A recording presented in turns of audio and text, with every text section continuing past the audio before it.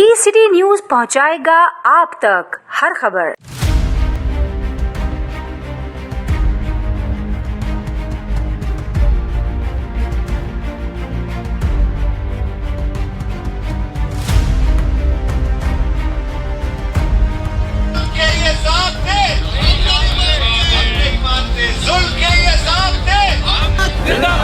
Transport इतिहास दूसरा मकसद है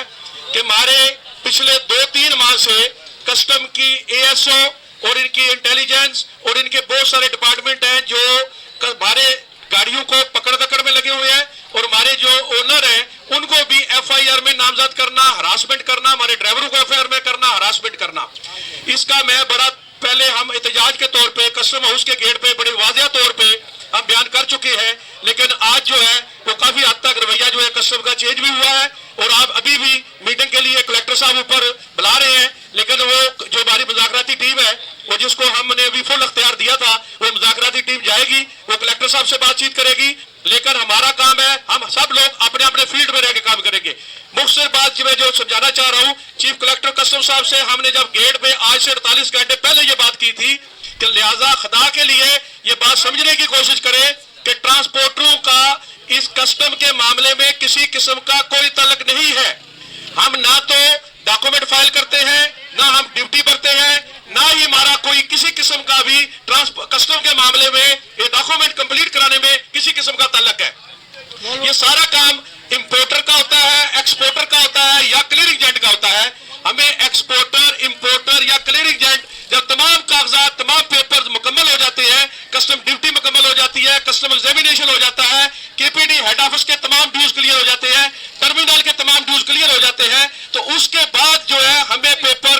ट्रांसपोर्टरों को इस ट्रांसपोर्ट चौक पे आकर दिए जाते हैं। अगर हम पढ़े लिखे होते तो हम भी डीसी या एसी बनते। हमें ये गाड़ियां 24 घंटे चलाने की कौन सी जरूरत पड़ी हुई है? हमें यहाँ पे धूप में बैठकर ये काम करने की कौन सी जरूरत पड़ी हुई है? हम उन तमाम जो एसी में और ये मुख्तलिफ अपने ऑफिस में बैठ के बात करने वाले लोग हैं उनको समझाना चाहते हैं, खुदा के लिए ये बात समझने की कोशिश करो। ये ट्रांसपोर्ट वो बरादरी है जो पाकिस्तान की मईशत में सबसे अहम किरदार अदा कर रही है और इसमें आप क्या कर रहे हैं कि जी गाड़ियां जब पोर्ट से बाहर निकलती है तो हमारे कंटेनरों को पकड़ लिया जाता है, हमारी गाड़ियों को पकड़ लिया जाता है, उनको मुख्तलिफ कस्टम के वेयर हाउस में 2 दिन, 3 दिन, 4 दिन नहीं, 1-1 माह, 2-2 माह खड़ा कर दिया जाता है। तो जब वो 2-4 माह के बाद गाड़ी रिलीज होती है वो हमारी बैटरियां चोरी हो चुकी जाती है, हमारी वायरिंग चोरी हो चुकी होती है, यहाँ तक कि हमें गाड़ी का खाली खोखा मिलता है, टायर भी खोल दिए जाते हैं। अब हमारी 2-2, 3-3 गाड़ियां हैं जो हमने बड़ी मुश्किल से सारी जिंदगी मेहनत करके 30-40 लाख रुपया इकट्ठा करके हम एक गाड़ी खरीदते हैं। अगर उन गाड़ियों को इसी तरह खराब कर दिया जाएगा तो हम अपने बच्चों की रोजी कहां से कमाएंगे? इंपोर्टर जो माल मंगाता है जीडी उसके पास होती है, उसको पता है कि कंटेनर के अंदर कौन सा माल है, सही है, गलत है। की मकसद है जैसे आप लोगों को बताया गया है कि कस्टम वालों ने और कस्टम इंटेलिजेंस वालों ने ट्रांसपोर्टर्स को बेजुल्म का इंतहा कर दी है, जो गैर कानूनी तरीके पे अपनी रिश्वत को सेफ्टी देने के लिए, अपने गलत कामों को सही दिखाने के लिए ट्रांसपोर्टर्स पर एफआईआर काट रही हैं, ट्रांसपोर्टर्स के गाड़ियों को बंद कर रहे हैं, ड्राइवरों को ज़द-ओ-कौफ कर रही हैं। तो इसी के खिलाफ आज हमने धरना दिया हुआ है और आज हमने इंपोर्ट का काम बंद कर दिया और अगर आइंदा 24 घंटे के लिए उन्होंने हमारी जो मुतालिबात है जो हमने उनके सामने रखे हैं, जिनको आपको भी इल्म है, अगर वो डिमांड पूरी नहीं हुई तो इंशाल्लाह कल से हम एक्सपोर्ट का भी काम बंद कर देंगे और इंशाल्लाह अगर उन्होंने ये भी इस पर भी अमल ना हुआ तो परसों से इंशाल्लाह हम कटोर पे धरना देके पूरे पाकिस्तान का राब्ता मुनक़ता करेंगे। मैं तमाम इलेक्ट्रॉनिक और प्रिंट मीडिया का बेहद मशकूर हूँ कि एक अहम मसले के लिए आप हमारी कवरेज के लिए यहाँ आए। इशू ये है कि जो पोर्ट से गाड़ी निकलती है वो तकरीबन कोई 13 एजेंसियों की क्लियरेंस के बाद निकलती है। उसके बाद वो पोर्ट के गेट से जैसे बाहर आती है वो नेटी जेटी के पुल तक भी नहीं पहुँच पाती कि उसके पीछे इंटेलिजेंस वाले आके गाड़ी को रोक लेते हैं कि जी आपकी गाड़ी में जो है गलत माल है। तो हमारा सवाल उनसे यही है कि ये गलत माल की क्लियरेंस तो आपने दी, हमने तो कहीं से जाके लोड करके दोबारा जाके तो नहीं आए। तो हमारा यही इनके साथ सबसे बड़ा मुतालबा है कि इस जुल्म और ज़्यादती को अभी बर्दाश्त नहीं करेंगे।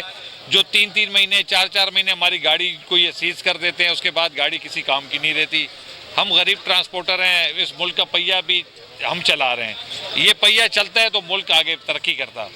हमारा ये जितने भी कस्टम मकाम या जितने भी जो एजेंसीज हैं जो इसको क्लियरेंस देती हैं इस तमाम एक्सपोर्ट और इंपोर्ट को, उनसे हमारा यही मुतालबा भी है कि आज के बाद अगर किसी भी हमारे गाड़ी को या ड्राइवर को बेजा तंग किया तो आज जो हम ये एहतजाज कर रहे हैं, ये एहतजाज हमारा मज़ीद वसी हो जाएगा और एक मुल्की सतह की हड़ताल की तरफ हम जा रहे हैं। तो अभी हमारी एक मुज़ाकराती टीम गई हुई है, कलेक्टर साहब ने बुलवाया है, हम उसी का इंतज़ार कर रहे हैं कि वो वहाँ से क्या पैगाम लेके आते हैं।